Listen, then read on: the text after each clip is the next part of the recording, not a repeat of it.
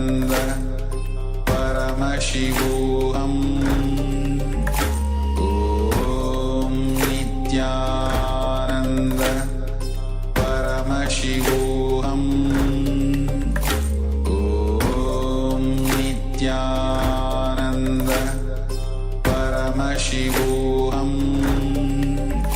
Om Nityananda Paramashivoham Om Nityananda Paramashivoham Om Nityananda Paramashivoham Om Nityananda Paramashivoham Om Nityananda Paramashivoham Om Nityananda Paramashivoham Om Nityananda Paramashivoham Om Nityananda Paramashivoham Om Nityananda Paramashivoham Om Nityananda Paramashivoham. Yes. Now you can all slowly open your eyes. Now let us take a moment to write down whatever we were able to see during this round of the power manifestation. All the words, all the colors that we were able to see. Today we are seeing a mix of words and pictures. So it's a little bit more challenging. So we have a few participants who have started sharing. The thing is that when you share whatever you're able to see in your third eye, it is like a declaration that you made to yourself saying, yes, whatever I've seen, that is what my third eye showed, and that is what I'm going to see. You may think that, okay, I've seen blue, but there's no blue in this picture. First, allow yourself to be a challenge. Don't feel that you are a filter. Whatever you see, just share that, and you will see that maybe not first time, but at the 10th time, when you continue to hold on to that will persistence, you will be able to see the words or colors correctly. So yes, let us now verify our manifestation. So here we have the word battery, and there's a picture of 5 batteries in the background. We have brown, silver, and black, and the text color is yellow. So we were able to see all of these during this round of the manifestation. Let's now once again close our eyes to get ready to move to the next round of the power manifestation. Close your eyes and connect with Paramashiva. Request Paramashiva to start flowing through you by chanting the Mahavakya. Om Nityananda Paramashivoham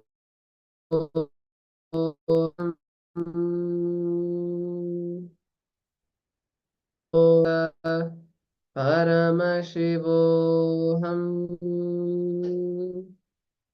Now we have the next 2 words which are projected for all of you to start seeing. Intensely chant the Mahavakya, or at least listen to the Mahavakya. Do not entertain any thoughts. Please begin. Om Nityananda Paramashivoham Om Nityananda Paramashivoham